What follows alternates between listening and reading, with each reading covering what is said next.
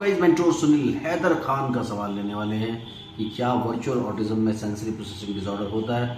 आप चैनल को सब्सक्राइब कीजिए, लाइक कीजिए, शेयर कीजिए, पूरी दुनिया में फैला दीजिए। मुझसे कंसल्ट करने के लिए 8166790299 डायल कर सकते हैं, +91 ज़रूर लगाएं अगर आप इंडिया के बाहर से कॉल कर रहे हैं।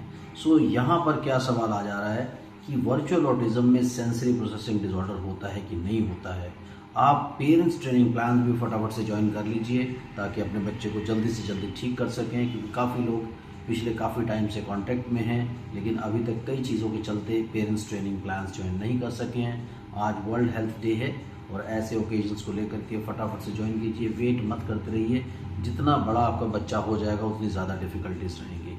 सो सेंसरी प्रोसेसिंग डिसऑर्डर होता है कि नहीं होता वर्चुअल ऑटिज्म में। सेंसरी प्रोसेसिंग डिसऑर्डर क्या होता है, सबसे पहले ये जानना बड़ा इंपॉर्टेंट है। सेंसरी प्रोसेसिंग डिसऑर्डर का मतलब ये होता है कि जब आपकी सारी सेंसेस आपको इन्फॉर्मेशन देती हैं तो क्या आपका बच्चा उन इन्फॉर्मेशन को प्रोसेस कर सकता है कि नहीं कर सकता है। अगर उसको प्रोसेसिंग में प्रॉब्लम होती है तो ये जो प्रॉब्लम होती है इसको सेंसरी प्रोसेसिंग डिसऑर्डर बोलते हैं।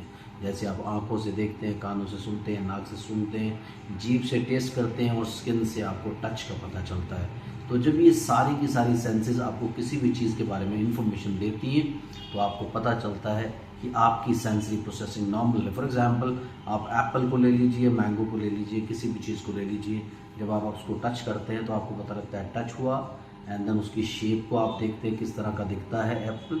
जब उसको खाते हैं उसके टेस्ट का पता चलता है, उसकी स्मेल का पता चलता है, और जब आप किसी से सुनते हैं कि इसको एप्पल कहते हैं, मैंगो कहते हैं, तो ये सारी की सारी चीज़ें एक इन्फॉर्मेशन जनरेट करती हैं।